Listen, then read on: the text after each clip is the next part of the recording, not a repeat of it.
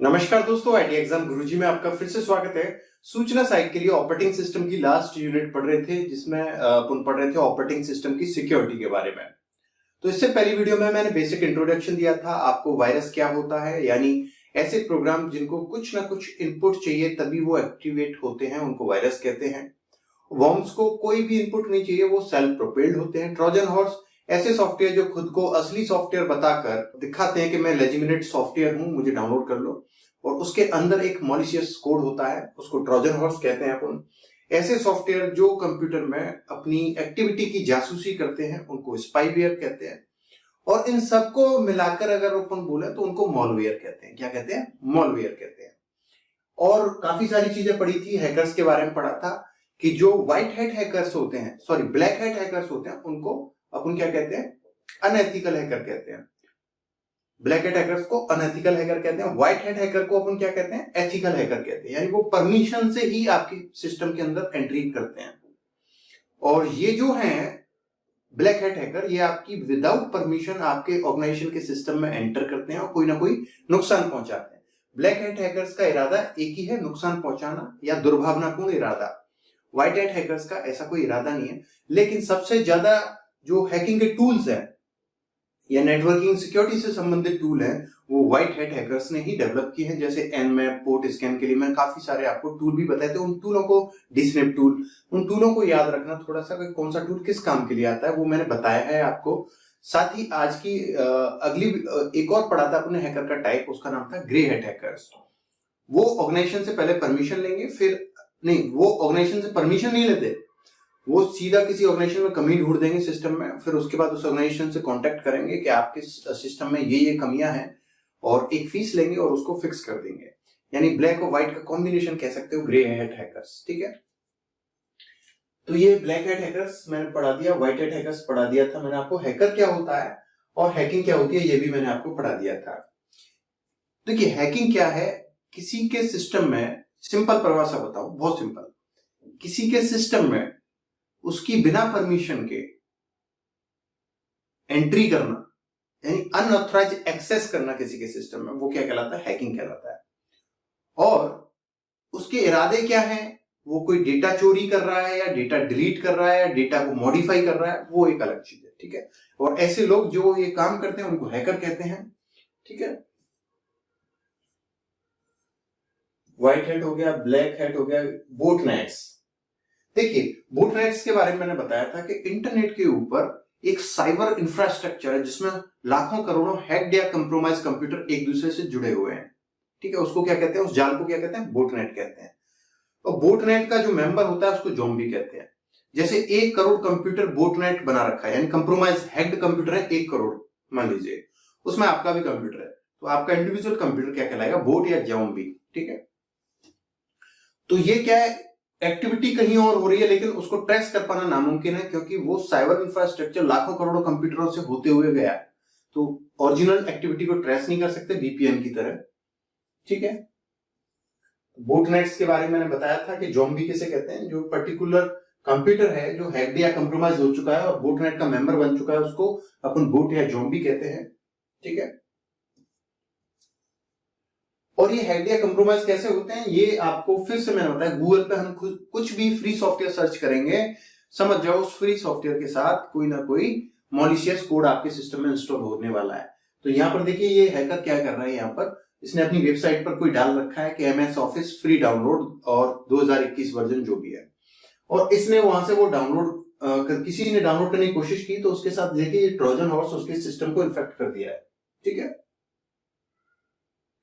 मैंने बताया था इसमें लाखों करोड़ों कंप्यूटर हैक्ड या कंप्रोमाइज कंप्यूटर होते हैं और एक साइबर इंफ्रास्ट्रक्चर है, एक दूसरे से कनेक्टेड होते हैं। ठीक है, ऑपरेटिंग सिस्टम सिक्योरिटी के बारे में अपन ने कुछ बेसिक चीजें पढ़ी थी, और एक सिक्योर सिस्टम कैसे बिल्ड कर सकते हैं, अपन बना सकते हैं, उसके लिए भी अपन ने कुछ चीजें डिस्कस की थी। जितने ज्यादा फीचर्स होंगे उतने ही बग्स रहेंगे उस सिस्टम में, जितने कम फीचर्स होंगे उतने ही कम बग्स रहेंगे उस सिस्टम में। ये चीज क्लियर थी। फिर अपन ने एक बहुत ही सिक्योर ऑपरेटिंग सिस्टम है मिनिक्स, उसके बारे में पढ़ा था। फिर अपन ने टीसीबी यानी ट्रस्टिंग कंप्यूटिंग बेस के बारे में पढ़ा था, और ये रेफरेंस मॉनिटर के बारे में पढ़ा था जो टीसीबी के अंदर होता है, यानी कर्नेल स्पेस में कुछ पर्टिकुलर एक्टिविटीज ही होती हैं, बाकी सब यूजर स्पेस में होती हैं। और कर्नेल स्पेस में आती है तो रेफरेंस मॉनिटर उनको वेरीफाई करता है, वैलिडेट करता है। ठीक है, ये सिंपल चीजें पढ़ी थी अपन ने। मिनिक्स 3 के बारे में पढ़ा था, और फिर ऑथेंटिकेशन और ऑथराइजेशन के बारे में पढ़ा था। ऑथेंटिकेशन मींस किसी सिस्टम में एंटर करने के लिए, सिर्फ एंटर करने के लिए, अंदर घुसने के लिए अपन को क्या चाहिए? ऑथेंटिकेशन चाहिए। तो वो किस से होता है? अपना थंब इम्प्रेशन से, यानी बायोमेट्रिक से, या अपनी जो आई स्कैनर है उसके जरिए, या फिर वॉइस कमांड के जरिए, है ना, या फेस रिकॉग्निशन के जरिए, या फिर पासवर्ड के जरिए, या फिर 2 फैक्टर ऑथेंटिकेशन या ओटीपी के जरिए। इन सारे तरीकों से अपन ऑपरेटिंग सिस्टम में क्या कर सकते हैं?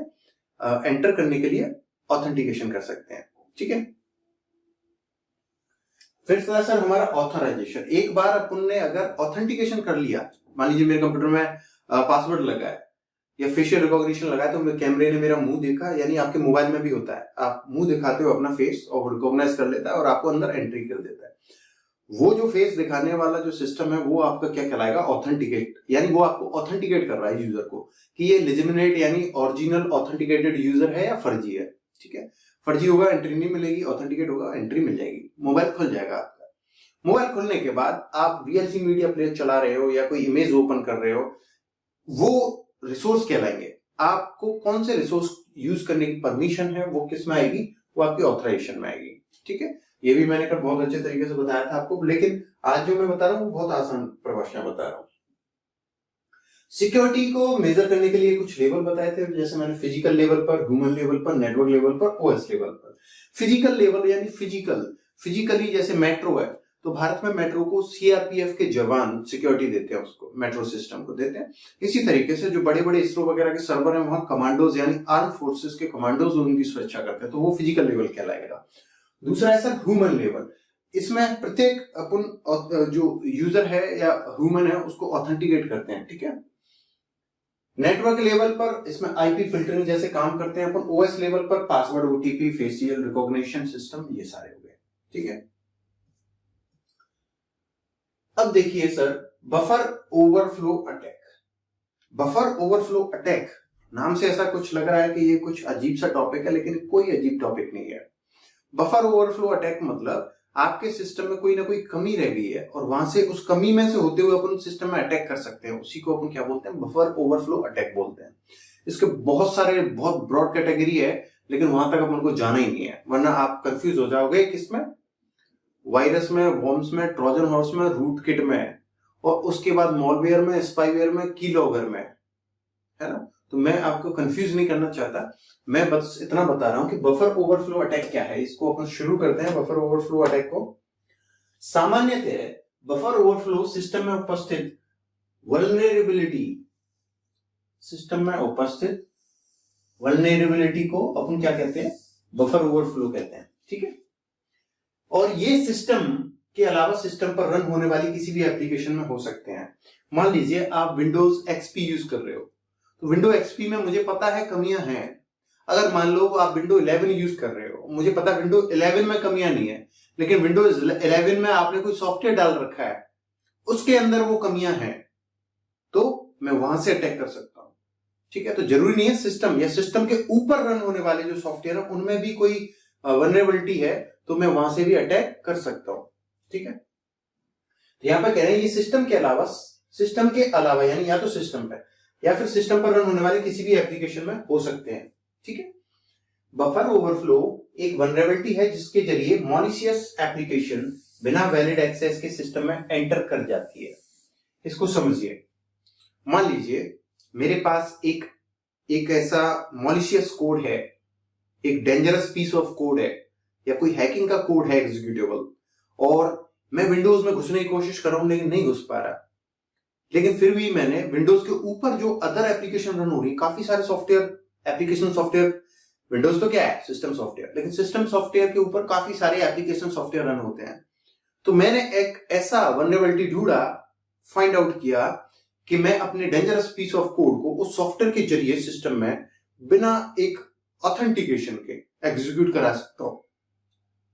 सिस्टम उस एप्लीकेशन को एक्सेस दे रहा है, सिस्टम ने जिस एप्लीकेशन के जरिए मैं अटैक कर रहा हूं ना, तो सिस्टम ने उस एप्लीकेशन को तो दे रखा है ऑथेंटिकेशन, ऑथराइजेशन, लेकिन मेरे कोड को नहीं दे रखा, इसलिए मैं अपने कोड को उस एप्लीकेशन के अंदर चला के ही ऑपरेटिंग सिस्टम में रन कर दूंगा। ठीक है, तो कुल मिलाकर यहां पे मैंने लिखा है, कुल मिलाकर इसके जरिए सिस्टम में अनऑथराइज एक्सेस किया जा सकता है। इसके जरिए अपन क्या कर सकते हैं, सिस्टम में अनऑथराइज एक्सेस कर सकते हैं। फॉर एग्जांपल आपको एक किस्सा बताता हूं। ठीक है, किस्सा ये था कि जब आपने देखा होगा पहले एटीएम में क्या था, एक कैमरा लगा रहता था ऊपर एटीएम मशीन में और आप कोड डालते थे, स्वैप हो जाता था। लेकिन बाद में क्या किया उन्होंने, माइक्रोफोन के लिए एक जैक दिया, माइक्रोफोन लगाने के लिए एक जैक दिया था, आपने देखा होगा। तो उस माइक्रोफोन के जैक के जरिए मॉलिशियस कोड इनपुट किया जा सकता है। बिलीव नहीं हो रहा ना, उस एटीएम में माइक्रोफोन का जैक है, वहां से ही मैं क्या कर सकता हूं, मॉलिशियस कोड इनपुट करा सकता हूं। कोई यूएसबी का जैक है एटीएम में, वहां से मॉलिशियस कोड एंटर करा सकता हूं मैं।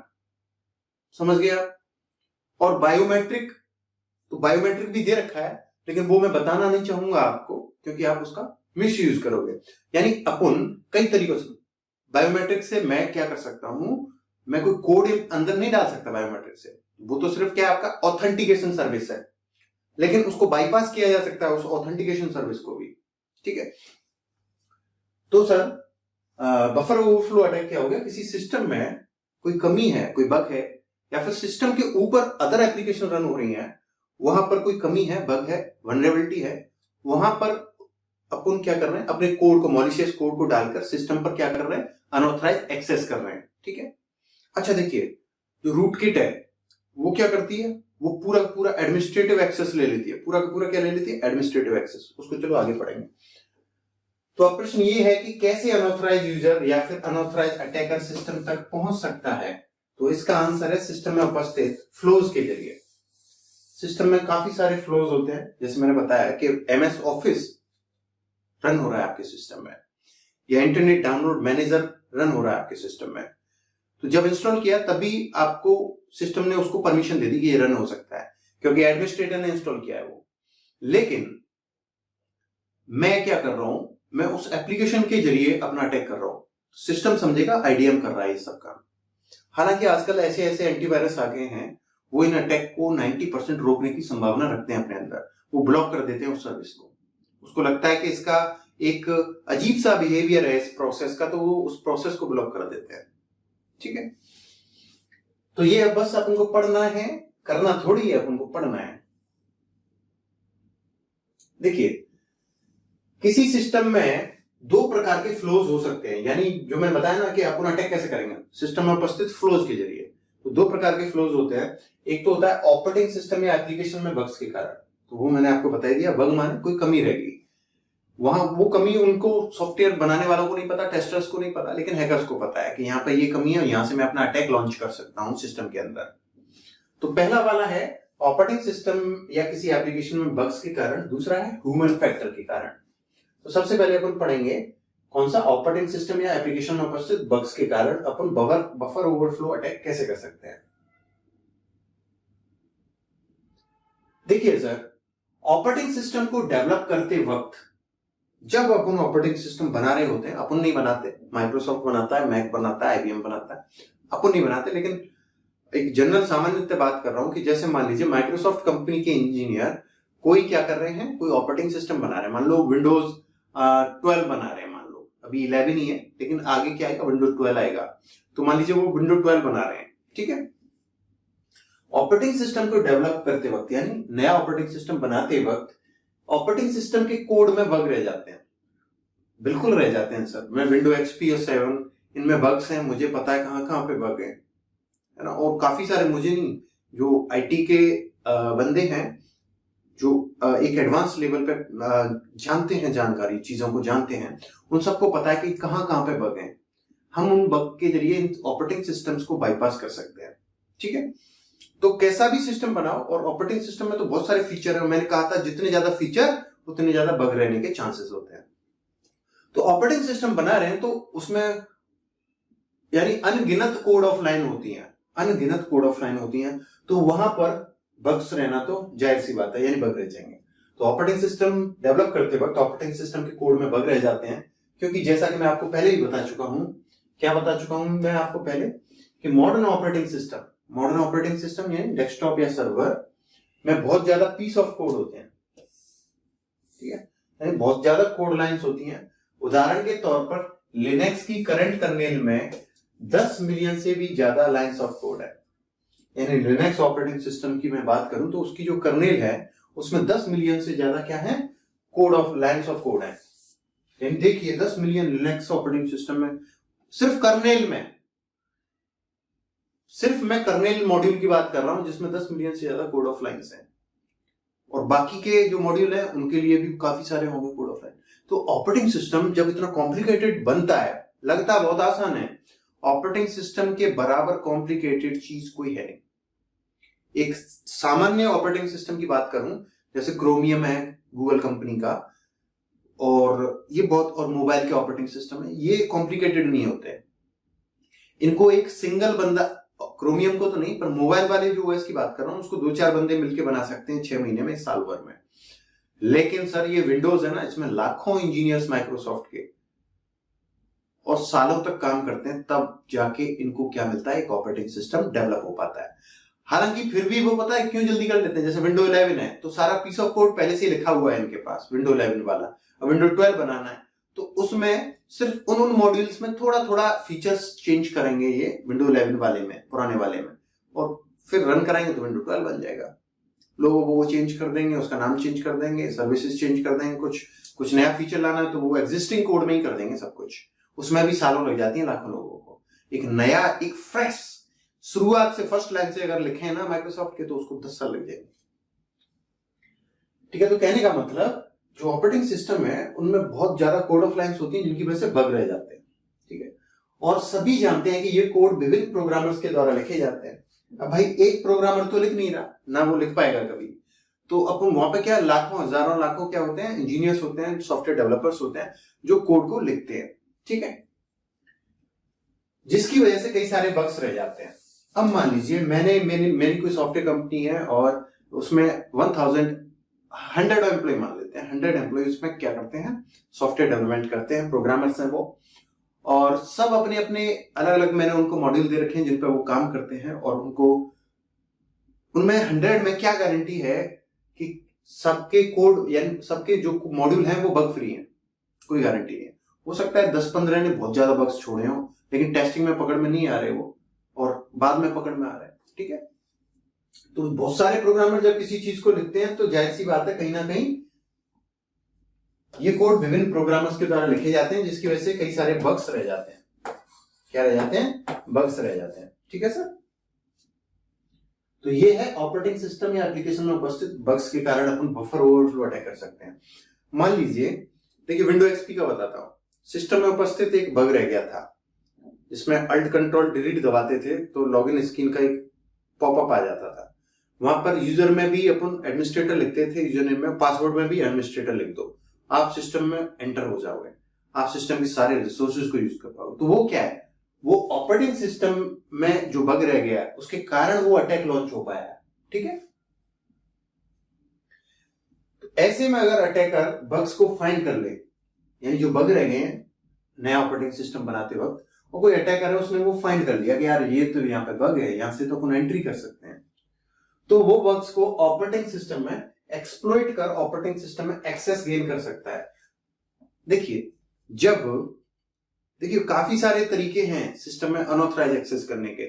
आप लोग सोचते हो कि सिर्फ लॉगिन स्क्रीन पे ही सब कुछ होता है, नहीं, लॉगिन स्क्रीन पे नहीं होता। जब विंडो को अपन बूट करते हैं, चालू करते हैं, स्टार्ट करते हैं, और तब अपन अगर कमांड प्रॉम्प्ट को ओपन कर लें तो वहां से बहुत ही अच्छी अच्छी कमांड है जिनके जरिए अपन इवन पासवर्ड तक को चेंज कर सकते हैं। लॉगिन स्क्रीन पे तो हम गए ही नहीं है अभी, लॉगिन स्क्रीन से पहले ही हमने कमांड प्रॉम्प्ट ओपन कर लिया विंडोज में, और कुछ कमांड्स हैं जिनको मैं आपको नहीं बताना चाहूंगा, उनके जरिए मैं पासवर्ड जिस फाइल में सेव है वहां तक पहुंच गया और रिसेट कर दिया मैंने पासवर्ड। विंडोज में बाय डिफॉल्ट सेम डेटाबेस में पासवर्ड सेव होते हैं, और वहां से कर दिया और फिर रीस्टार्ट किया सिस्टम, और लॉगिन स्क्रीन आई तो जो मैंने चेंज किया अभी सीएमडी में, वहां से वो डाल के मैं अंदर एंटर कर जाऊंगा। ठीक है, तो ऐसे में अगर अटैकर को बग पता चल गया कि यार यहाँ पे बग है, तो वो ऑपरेटिंग सिस्टम में एक्सप्लॉइट कर सकता है। ठीक है, यानी एक्सेस गेन कर सकता है। और फिर अटैकर एक्सेस गेन करने के बाद ऑपरेटिंग सिस्टम कोड के विभिन्न कंपोनेंट्स को एग्जीक्यूट कर सकता है, जैसे वो सिस्टम के सभी रिसोर्सेज को और यूजर प्रिविलेजेस को कंट्रोल कर सकता है। इस तरह से सिस्टम में बग्स के जरिए अनऑथराइज्ड एक्सेस करना बहुत क्रिटिकल एस्पेक्ट है। ठीक है, तो पहला वाला जो था हमारा ऑपरेटिंग सिस्टम या किसी एप्लीकेशन में बग्स उपस्थित बग्स के कारण। दूसरा देखिए सर, ह्यूमन फैक्टर के कारण। ह्यूमन फैक्टर यानी हमसे जो गलती हुई है उसके कारण भी अटैकर हमारे सिस्टम में एक्सेस गेन कर सकता है, अंदर एंटर कर सकता है। हम तो बहुत गलतियां करते हैं। फॉर एग्जांपल देखिए, उदाहरण के तौर पर जब हम इंटरनेट पर ब्राउज करते हैं, इंटरनेट पर हम कोई चीज ढूंढते हैं, फाइंड करते हैं, तो उसको अपन क्या कहते हैं, ब्राउज करना, या फिर और क्या कहते हैं, सर्फ करना। तो ब्राउज और सर्फ, ठीक है। तो देखिए, जब हम इंटरनेट पर कुछ ब्राउज या सर्फ करते हैं तो कभी कभी अचानक से कुछ वेब पेज ओपन या पॉपअप प्रॉम्प्ट होते हैं। आपने देखा पॉपअप प्रॉम्प्ट हो ना, कोने पे आता है एक डायलॉग बॉक्स आता है ना पॉपअप, उसमें यस और नो लिखा होता है, और आपने गलती से यस दबाया तो भी आपका सिस्टम गया, नो दबाया तो भी गया। वो इतने उस्ताद है कि वो आपको उल्लू बना देते हैं। कैसे बनाते हैं उल्लू? वो बोलेगा कोई डायलॉग लिखा है नीचे यस और नो, आप बोलोगे मैं आईटी का बंदा, मुझे उल्लू बना रहा है, वो नो ठोकेगा। आप क्या करो, नो ठोकोगे। लेकिन नो में भी वही प्रोग्रामिंग है और यस में भी वही प्रोग्रामिंग है, यानी आगे भी कुआं है पीछे भी कुआं है, जाना आपको कुआं में है, आप नहीं रोक सकते। ठीक है, उदाहरण के तौर पर जब हम इंटरनेट पर ब्राउज करते हैं तो कभी कभी अचानक से कुछ वेब पेज ओपन या पॉपअप प्रिंट होते हैं। कभी कभी क्या होता है, हम एक लिंक पर क्लिक करते हैं, 3 4 5 6 पेज खुल के आ जाते हैं या पॉपअप आ जाते हैं, जहां हमको क्लिक करने के लिए बोला जाता है, और क्लिक करते ही ये हमको मॉलिशियस वेबसाइट पर ले जाता है और हमारे सिस्टम में मॉलिशियस एप्लीकेशन डाउनलोड होकर इंस्टॉल हो जाती है, हमें पता भी नहीं चलता है। ठीक है, अब सर देखिए, हमने किसी लिंक पर क्लिक किया या पॉपअप पर क्लिक किया और हम इस वेब पेज पे पहुंच गए ऑटोमेटिक। हमने तो ये ओपन ही नहीं किया, हम तो बस यहां पहुंच गए भैया, पता नहीं कैसे पहुंच गए। यहां पर लिखा है क्रोम सर्च कॉन्टेस्ट 2020, यहां 2022 कर देते हैं। ठीक है, अब सर देखिए, हमने क्या किया, हमारे पास कोई पॉपअप आया और हमने यस और नो कर दिया, हम रिडायरेक्ट होकर इस वेब पेज पर पहुंच गए। हम एक वेब पेज से दूसरे वेब पेज पर पहुंचते हैं तो उसको क्या कहते हैं, रिडायरेक्ट होना, रीडायरेक्ट होना। तो हम इस वेब पेज पर पहुंच गए और यहां पर हमने पढ़ा क्रोम सर्च कॉन्टेस्ट 2023। तो हमने देखा यार, गूगल क्रोम कोई कॉन्टेस्ट कर रहा है, कोई प्रतियोगिता कर रहा है। और यहां आगे बढ़ते हैं हम, you have made the 5 billion search. आपने 5 बिलियन जो सर्च पूरी होने वाली थी वो जस्ट अभी पूरी की है, इसलिए आप लकी विनर हो। आप बड़े खुश हो गए कि चलो इंटरनेट पर मस्ती करना आज काम आ ही गया, आज किस्मत चमकेगी भाई की, आज भाई को कोई नहीं रोक सकता। भाई की खुशियों में, भाई की आंखों में खुशियों के आंसू हैं और भाई पागल हो रहा है खुशी के मारे। यहां लिखा है congratulation, you may be our next lucky winner. Our last winner was Brad Jenkins from your city. हमारा जो लास्ट विनर था वो आपके शहर से ही था, उसका नाम ये था, who won Samsung KU6179 ultra HD TV. और उसको सैमसंग की ये फलानी मॉडल नंबर की अल्ट्रा HD टीवी प्राइस में मिली है। ठीक है, every time the 5 billion search is reached we proclaim a winner and reset the counter. ठीक है, और इसमें ये प्राइस बॉक्स है। अब आपको वो कह रहा है कि इनमें से क्लिक करो, ये 3 दे दिए उसने डब्बे। उस अटैकर ने यहाँ पे 3 डब्बे सेट किए हैं और ये बड़े गोल्डन कलर के प्राइस वाले डब्बे दिख रहे हैं, और आप खुशी का गाना आप कह रहे हो जय श्री राम या अक्कड़ बक्कड़ बम्बे को, कुछ भी करके बोलोगे इसको दबा देता हूं। ये दबाया आपने और आपके सिस्टम पर अटैकर का कोड इंस्टॉल हो गया। तो ये है, एक तो था ऑपरेटिंग सिस्टम में उपस्थित बग्स के कारण फ्लोज हो सकते हैं, बफर ओवरफ्लो अटैक के, एक ह्यूमन फैक्टर के कारण हो सकते हैं, यानी सब कुछ हम ही कर रहे हैं। अब मैं सीधा कहूंगा ये है वायरस, इस पे क्लिक करो, क्या आप करोगे? क्लिक नहीं करोगे। लेकिन मैं कह रहा हूं ये है प्राइस का डब्बा, इस पे क्लिक करो, आप कर दोगे। तो अटैकर को कैसे काम करवाना है अटैकर जानता है। ठीक है, अब देखिए सर, इनसाइडर अटैक इनको रटना नहीं है, नाम से पता लगाओ। इनसाइडर यानी अंदर का ही कोई बंदा है जो अटैक कर रहा है, इनसाइडर अटैक। ठीक है, अब देखिए, इनसाइडर अटैक किसी सॉफ्टवेयर कंपनी के एम्प्लॉय या प्रोग्रामर के द्वारा किए जाते हैं। ये अटैक एक्सटर्नल अटैक से अलग होते हैं। एक्सटर्नल अटैक मींस बाहर से जो अटैक हो रहा है उनसे अलग, क्योंकि इनसाइडर के पास सॉफ्टवेयर की स्पेशलाइज्ड नॉलेज और एक्सेस होता है। अब इसका एक एग्जांपल दूंगा और ये इनसाइडर अटैक आपके दिमाग में फीड हो जाएगा। मैं मान लीजिए, मैं माइक्रोसॉफ्ट अच्छी कंपनी है, मैं उसको प्यार करता हूं, मैं लेता हूं एप्पल। मान लीजिए कि मैं एप्पल कंपनी में सॉफ्टवेयर डेवलपर हूं। ठीक है, कौन हूं? एप्पल कंपनी में सॉफ्टवेयर डेवलपर हूं मैं, और उस कंपनी का प्रोग्रामर हूं या डेवलपर हूं मैं, और हम किसी पर्टिकुलर ऑपरेटिंग सिस्टम पे काम कर रहे हैं एप्पल के पे, और मुझे उसका स्पेशलाइजेशन है, यानी मुझे उसके बारे में पता है, सॉफ्टवेयर में कौन सा मॉड्यूल क्या कर रहा है काम और कहां पर है, और मुझे सब कुछ पता है। ठीक है, अब मैंने क्या किया, मैं डेवलपर हूं और मेरे जैसे हजारों डेवलपर हैं, मैं सब अपने अपने मॉड्यूल पर काम कर रहे हैं। मैंने अपने मॉड्यूल पर काम किया और मैंने चुपके से एक स्पेशल कोड डाल दिया उस सॉफ्टवेयर के अंदर, उस मॉड्यूल के अंदर। ठीक है, जिससे जब सारे मॉड्यूल्स को मिला के कंप्लीट सॉफ्टवेयर बन जाएगा और मार्केट में पहुंच जाएगा, उसके बाद मुझे पता है मैंने अपना कोड कहां डाला है और उसको कैसे एक्टिवेट करना है, मुझे बाईपास करना है। समझ गए ना आप कहने का मतलब? ठीक है, एक तो ये हो गया। दूसरा है कि कोई सॉफ्टवेयर प्रोजेक्ट चल रहा है और मैंने अपने मॉड्यूल में एक ऐसा कोड डाल दिया, छोटा सा कोड, और उस कोड को मुझे फीड करना पड़ेगा, खाना खिलाना पड़ेगा उस कोड को। मतलब उस कोड को मुझे एक टाइम सेट कर दूंगा मैं कि हर हफ्ते में ये पासवर्ड डलना चाहिए, ये पासवर्ड के लिए पूछेगा ये कोड, और ये पासवर्ड डलना चाहिए इस मॉड्यूल में। अगर नहीं डलेगा तो काम खराब हो जाएगा, वो मॉड्यूल डिलीट हो जाएगा। ये सब काम क्यों कर रहा हूं मैं? जैसे मुझे 7 दिन बाद कंपनी ने फायर कर दिया, भगा दिया मुझे कंपनी ने, तो उसको पासवर्ड डाल के फीड कौन करेगा? कोई नहीं करेगा, पासवर्ड तो मुझे पता है।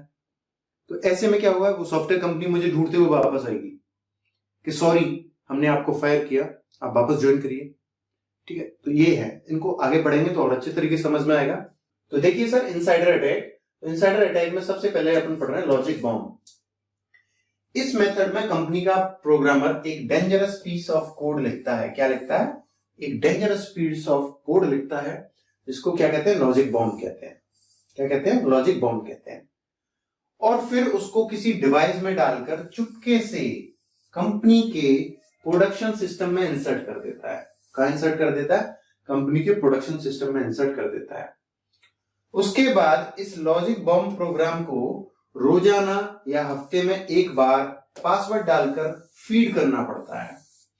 यानी अगर मैंने इसको पासवर्ड डाल के फीड नहीं किया तो सब कुछ तबाह हो जाएगा। तो यही मैं कह रहा हूं, इस लॉजिक बॉम्ब प्रोग्राम को उस सिस्टम पर हफ्ते में या एक बार पासवर्ड डालकर फीड करना पड़ता है। जब तक ये प्रोग्राम पासवर्ड डालकर फीड होता रहेगा, जब तक इस प्रोग्राम को पासवर्ड मिलता रहेगा, ये कुछ नहीं करेगा। और अगर इसी दौरान प्रोग्रामर को कंपनी ने नौकरी से निकाल दिया तो लॉजिक बॉम्ब प्रोग्राम को कौन पासवर्ड डालकर फीड करेगा? भाई एम्प्लॉय को निकाल दिया तो अब उसको फीड कौन करेगा रोज पासवर्ड डाल के? कोई नहीं करेगा। ऐसे में लॉजिक बॉम्ब प्रोडक्शन सिस्टम में, ठीक है, अब मान लीजिए उसको कंपनी से निकाल दिया तो उस प्रोग्राम को यानी लॉजिक बॉम्ब को रोज पासवर्ड डालकर फीड कौन करेगा? नहीं करोगे तो कुछ ना कुछ गड़बड़ होने वाली है। ठीक है, अब मान लीजिए उसको नौकरी से निकाल दिया उस प्रोग्रामर को जिसने ये कोड डाला था, लॉजिक बॉम्ब डाला था। ऐसे में लॉजिक बॉम्ब प्रोडक्शन सिस्टम में रैंडमली फाइल्स को इरेज करने लग जाएगा। अगर हमने उसको पासवर्ड नहीं दिया हफ्ते में, यानी मान लीजिए हफ्ता सेट कर दिया मैंने लॉजिक बॉम्ब में, तो हर वीक में उसको पासवर्ड देना पड़ेगा। पासवर्ड नहीं दोगे तो वो आपके पूरे प्रोडक्शन सिस्टम में से फाइल्स को रैंडमली डिलीट करता रहेगा, परमानेंट डिलीट। तो सॉफ्टवेयर कंपनी का तो करोड़ों अरबों का नुकसान हो जाएगा। तो देखिए क्या क्या हो सकता है उससे, लॉजिक बॉम्ब से फाइल इरेज होने लग जाएंगी या डिलीट होने लग जाएंगी, या फाइल्स में ऑटोमेटिक चेंज हो जाएंगे, या फाइल्स एनक्रिप्ट हो जाएंगी, और सॉफ्टवेयर कंपनी को करोड़ों या अरबों का नुकसान हो सकता है। ऐसे में कंपनी पुलिस को बुलाए तो इरेज डिलीट फाइल वापस नहीं आएंगी। दूसरी तरफ अगर कंपनी नौकरी से बाहर निकाले गए उस महान प्रोग्रामर को वापस बुला ले तो उसमें ही कंपनी की भलाई है। इनको कभी कभी टाइम बॉम्ब भी कहते हैं। तो लॉजिक बॉम्ब को और क्या कहते हैं? टाइम बॉम्ब कहते हैं। लॉजिक बॉम्ब को और क्या कहते हैं? टाइम बॉम्ब कहते हैं। इनसाइडर अटैक है सॉफ्टवेयर कंपनी के अंदर प्रोग्रामर के द्वारा क्या किया जाता है। सिंपल एक भाषा, एक लाइन और सुन लो।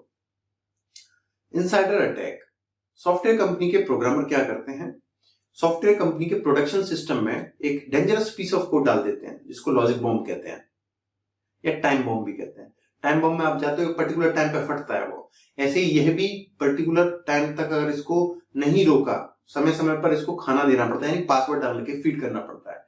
अगर हमने इसको समय समय पर, यानी जो मैंने समय सेट किया, मान लीजिए 1 महीना या हफ्ता, मैंने इसको पासवर्ड नहीं डाला तो इस प्रोडक्शन सिस्टम की फाइल को डिलीट कर देगा, एनक्रिप्ट कर देगा, जो कुछ भी कर देगा। क्यों कर रहे हैं अपन ऐसा? अगर कंपनी ने मुझे नौकरी से निकाल दिया तो कंपनी को इतना नुकसान हो जाएगा, इसलिए कंपनी मुझे वापस बुला लेगी। पासवर्ड डालूंगा, ठीक है। अगला है सर बैकडोर।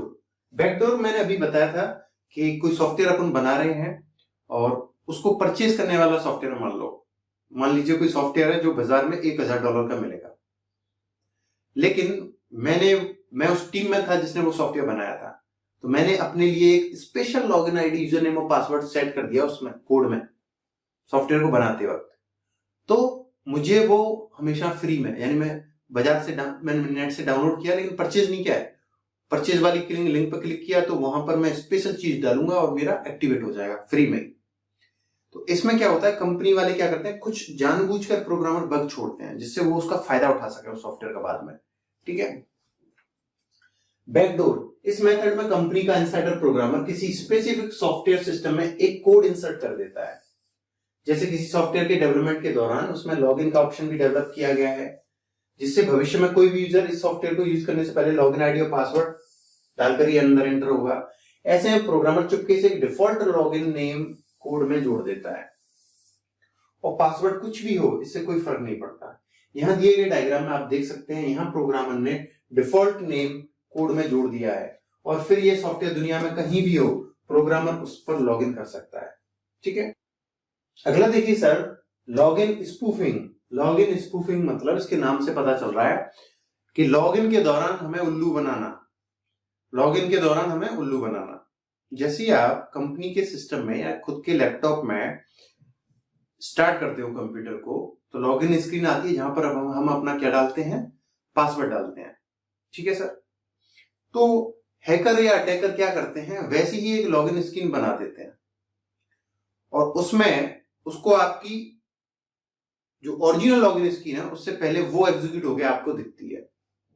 आपकी ओरिजिनल लॉगिन स्क्रीन अभी आई नहीं है, लेकिन उससे पहले अटैकर वाली लॉगिन स्क्रीन सेम वैसी ही लॉगिन स्क्रीन आके आपके सिस्टम पर दिखेगी और आप अपना पासवर्ड डालोगे तो वो सेव हो जाएगा पासवर्ड अटैकर के लिए और वो लॉगिन स्क्रीन गायब हो जाएगी और ओरिजिनल वाली लॉगिन स्क्रीन आ जाएगी। आप बोलो यार अभी तो डाला था पासवर्ड, हो सकता है गलत डल गया, वाला दोबारा डाल दो, फिर आप सिस्टम में चले जाते हो, लेकिन आपका पासवर्ड यूजर आईडी उस फोनी लॉगिन स्क्रीन से, यानी फर्जी वाली लॉगिन स्क्रीन से अटैकर के पास पहुंच चुका है, ठीक है।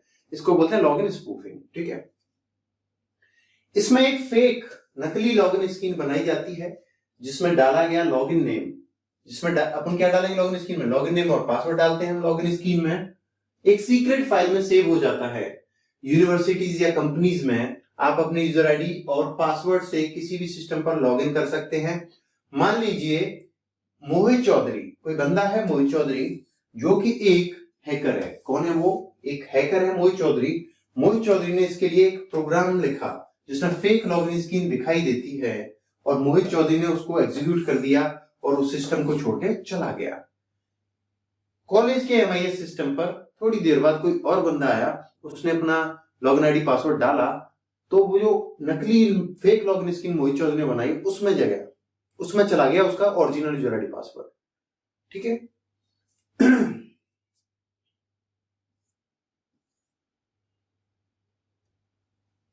देखिए ओरिजिनल लॉगिन स्क्रीन ऐसी दिखाई दे रही है और जो हैकर है उसने भी ऐसी ही बना दी बिल्कुल लॉगिन स्क्रीन, ठीक है, और ये एग्जीक्यूट कर दी। अब ये सिस्टम पर दिख रही है। थोड़ी देर बाद कॉलेज के एमआईएस सिस्टम पर कोई बंदा आया, उसने अपना लॉगिन आईडी डाला यहाँ पर पासवर्ड डाला यहाँ पर और एंटर मारा। एंटर करते ही ये नकली फोन स्क्रीन जो है ये गायब हो जाएगी। क्या हो जाएगी? गायब हो जाएगी। लेकिन इसमें जो यूजर आईडी पासवर्ड डाला है वो सेव हो जाएगा हैकर के लिए। फिर ये वाली दिखाई देगी। हम सोचेंगे यार अभी तो डाला था, लेकिन अब वापस ये आ गई तो अपन वापस डाल देंगे। बस हो गया काम। ये लॉगिन आईडी पासवर्ड अब मोहित के पास यानी हैकर के पास पहुंच चुके हैं और वो भविष्य में लॉगिन कर सकता है उस यूजर के यूजर आईडी पासवर्ड से। ठीक है।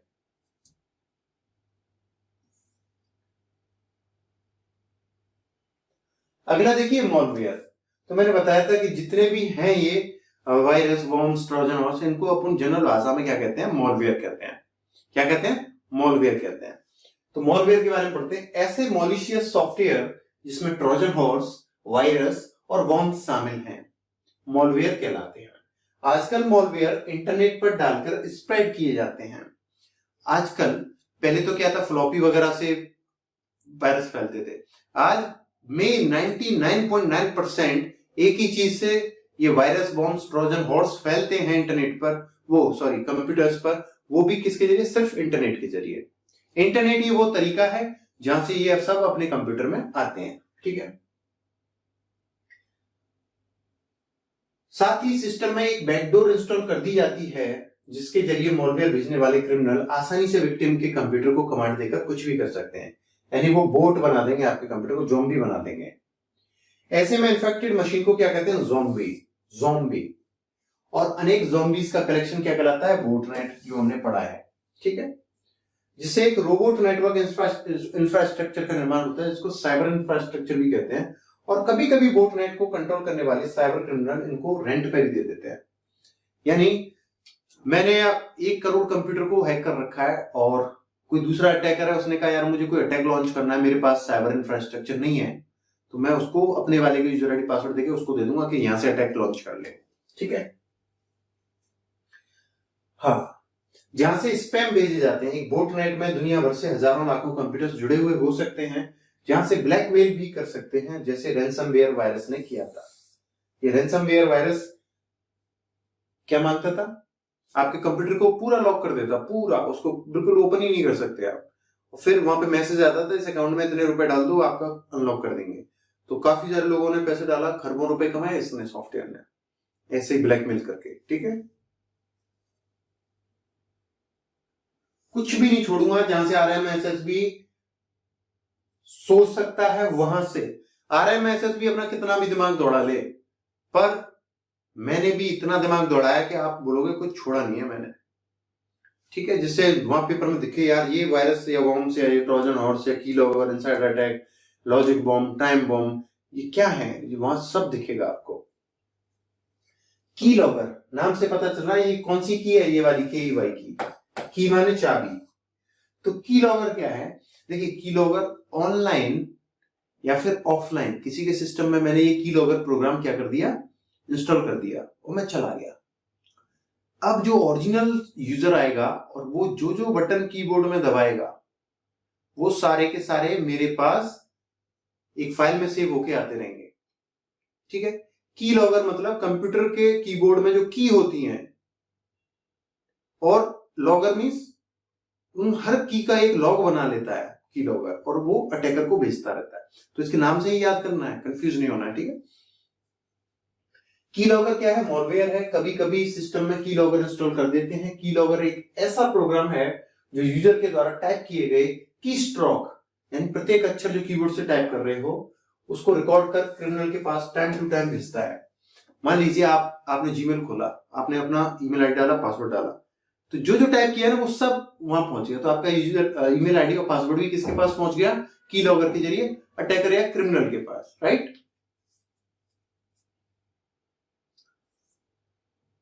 अगला से ट्रोजन हॉर्स वापस आ गया। ऐसे सॉफ्टवेयर जो खुद को असली दिखाते हैं कि मैं लेजिमिनेट सॉफ्टवेयर हूं, असली ओरिजिनल जेन्युइन सॉफ्टवेयर हूं, मुझे डाउनलोड कर लो। तो वो दिखावा करते हैं, लेकिन उनके अंदर सॉफ्टवेयर तो है पर उसके साथ मॉलिशियस कोड है जिसको ट्रोजन हॉर्स कहते हैं, जो आपके सिस्टम को, उस सॉफ्टवेयर को इंस्टॉल करोगे तो साथ में ये भी इंस्टॉल हो जाएगा, इन्फेक्ट कर देगा आपके सिस्टम को।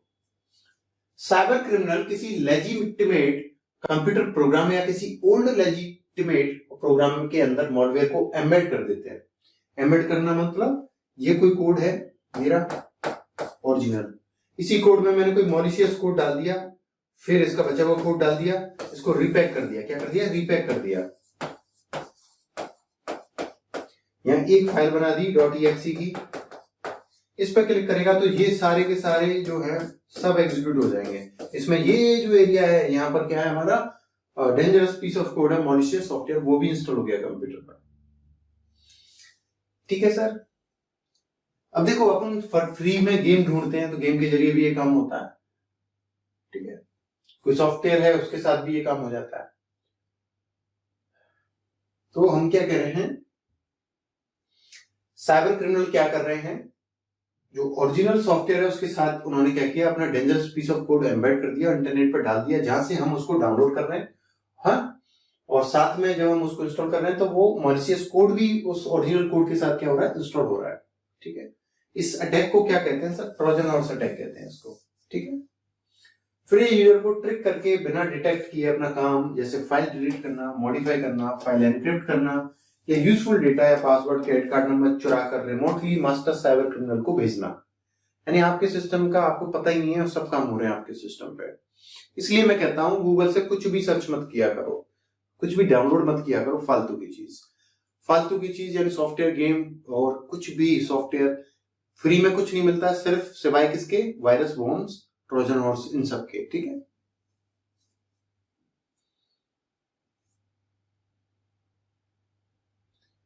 अब सर कंप्यूटर वायरस पढ़ेंगे, लेकिन इसको अपन अगली वीडियो में पढ़ेंगे। ठीक है, आज के लिए इतना ही काफी है और फिर मिलता हूं आपसे नई वीडियो में। तब तक के लिए study hard, best of luck.